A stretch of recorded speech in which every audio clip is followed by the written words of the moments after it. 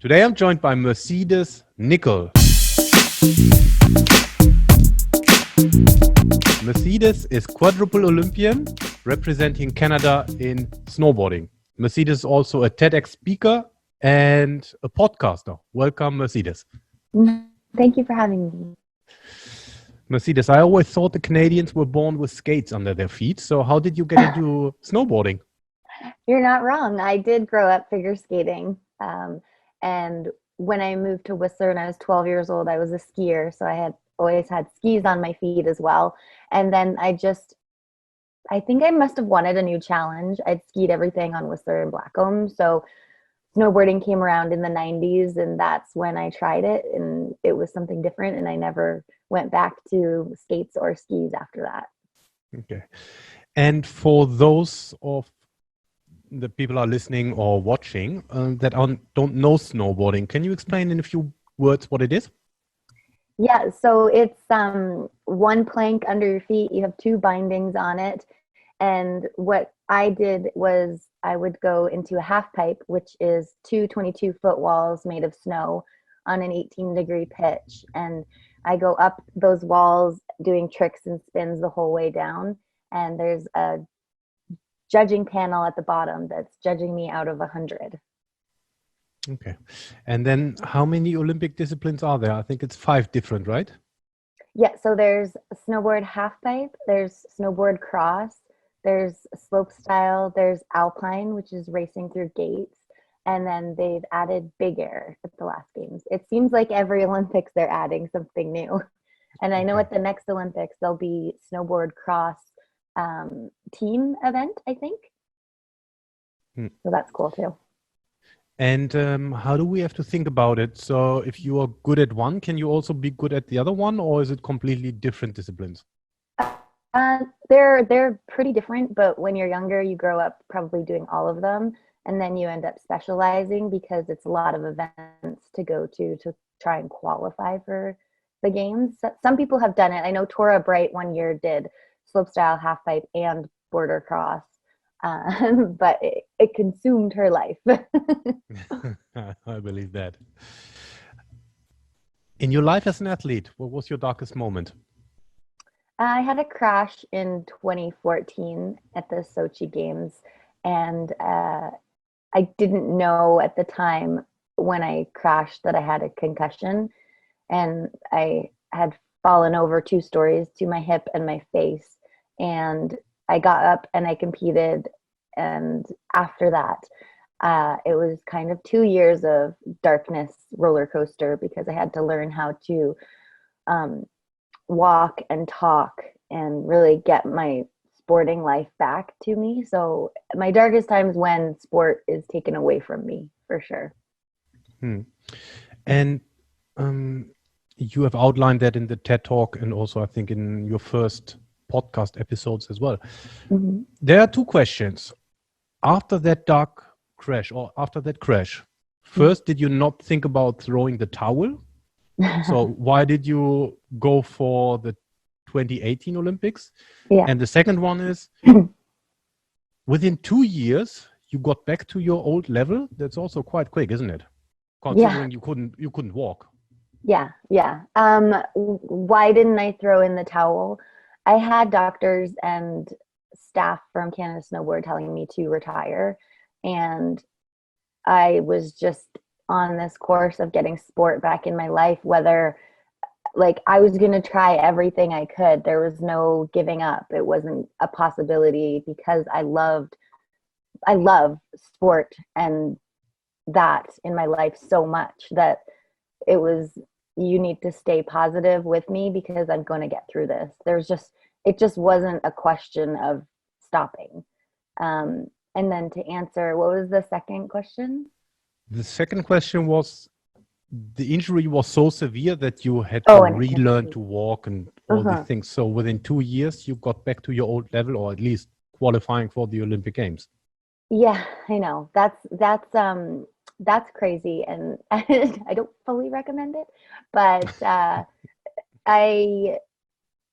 it also had a little bit to do with how the sports system in Canada works and staying on the national team. I kind of knew that I had this time frame to get back on snow, and I probably went a little too early. But then once I got into the half pipe and learned, like tried my old tricks again, I was able to do them. Like muscle memory is super crazy and cool in that way. And next thing I knew, I was just pushing on and going to my next World Cup and doing well again. Not great, but from not being able to walk and talk, I worked really hard to get all my muscles back. And 2 years, it's crazy. I probably would say that I didn't feel 100% until 4 years after, really like at the Olympics when I landed the 900, the trick that had taken me out 4 years ago. Then I had this like last weight lifted off of me, and I felt kind of like myself again. Hmm. Were there doubts in your head when you had to attempt the same jump again? Oh yeah, that was like an emotional roller coaster. I tried in December before the Olympics, and I was scared, and I was like frustrated. All of these emotions were just up in here and coming out in tears because I didn't try it. Like I'd drop in, and then I didn't do it. I didn't initiate it, and then I was like mad at myself, and I had friends coming up to me being like, "Are you okay?" I'm like, "I'm just trying to get through something right now." So yeah, it was an emotional roller coaster for sure. How did you recover from it? From what? From the crash The and crash. the dark times? Um, I, after a year, ended up asking for help. I realized that I couldn't do it on my own. So after a year though, I'm pretty stubborn. So I thought I could do it by myself, and just wasn't coming. I wasn't getting any better, and I knew that I had to reach out. And I saw probably 14 different like doctors and physios and counselors, and also worked with my trainer personally. Like I hired him on the side to get me back, because when I started snowboarding again, I realized I had snowboarded my whole life and I'd never thought about the muscles that I used and that I had lost. So it was just like starting from scratch. Yeah. Hmm. And in your TED Talk, you outlined how you set mini goals in order to achieve the big goal. Yeah. Can you explain how that works? I mean, yeah. So I would set, like, in the beginning, it would be walking upstairs, like going to get a piece of toast, trying to have a conversation. And then the next thing, it would be probably trying to watch a movie. That was really hard because when you're concussed, it's just exhausting. Everything that you know that's normal life is not normal anymore. And you, like, honestly, well, it took me 3 months to watch one movie. That's how slow the whole body was at being able to do things. And then like a walk, when I started walking, a walk that would normally take me 10 minutes took me over an hour. So I would kind of chip away at that, like mini goal in a sense, like, okay, let's take like 20 seconds off the next time, and moving on like that. And then once I achieved a certain goal, it would be setting another one. So that walk, maybe I could walk like half an hour. And then once I could walk that in 10 minutes, I was like, okay, now it's time to like start working on my quick feet, or like bouncing a ball and trying to react and get that. So it's like the tiniest things that you take for granted, and then you just try and try and try and do better. really cool. What was your best moment? You never get asked that question. There are a couple moments. I was thinking about this the other day, that I did a trick and it felt good.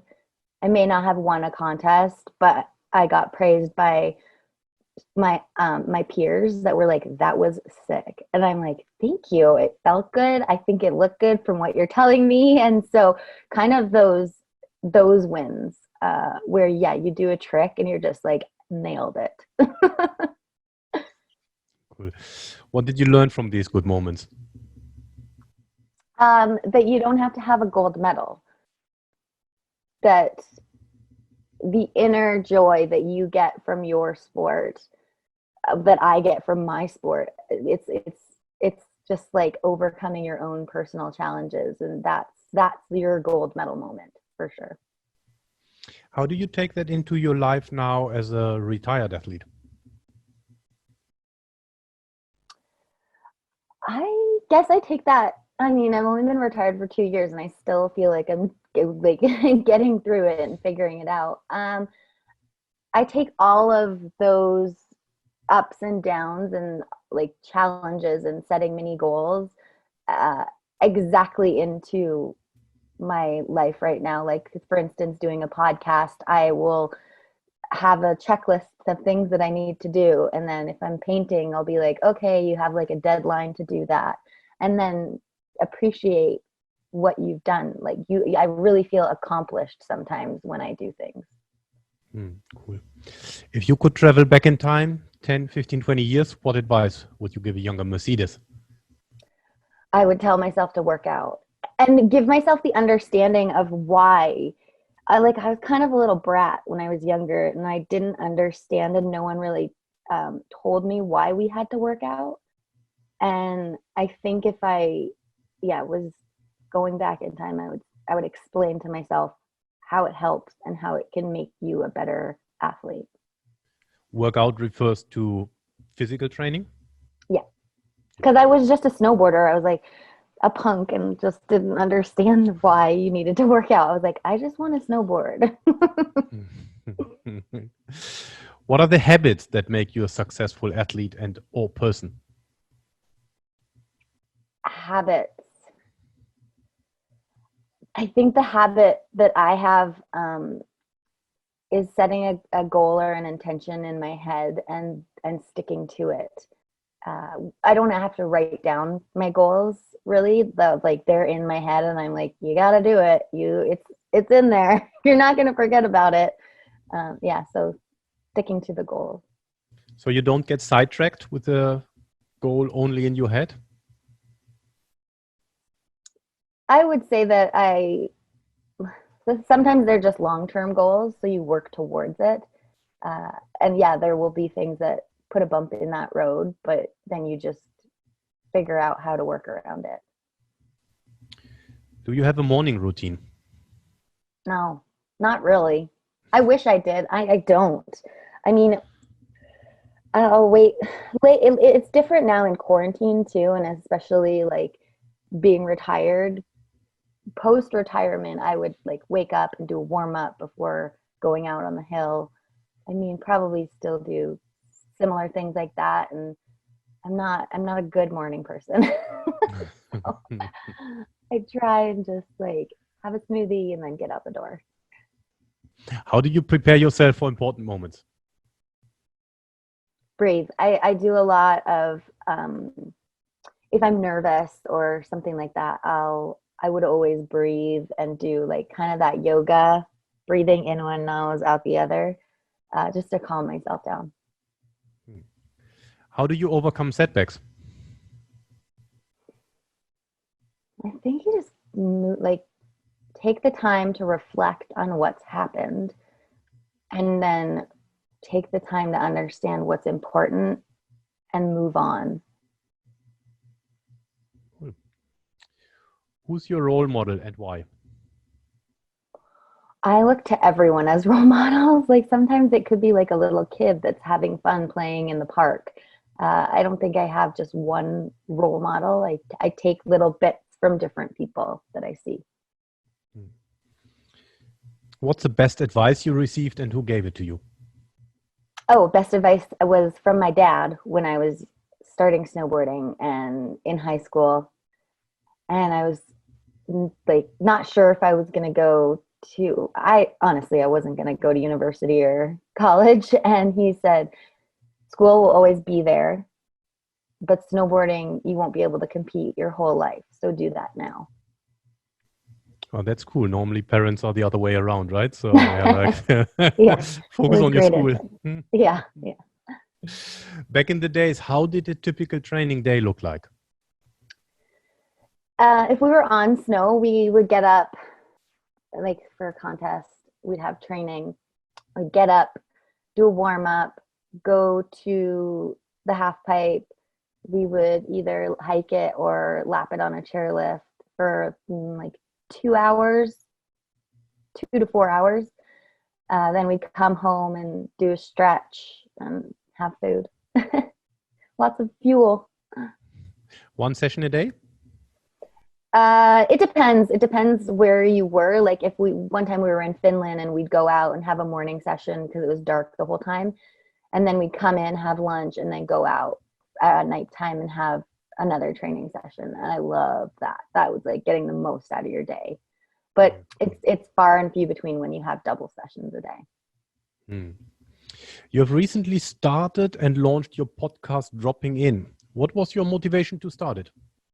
I was approached by someone on the East Coast, the Dean Blundell Network, to start this podcast, and they want to branch out to the West Coast. So it was just an opportunity for something different, and I really enjoy learning from people. So it's a great space for me to be able to do that.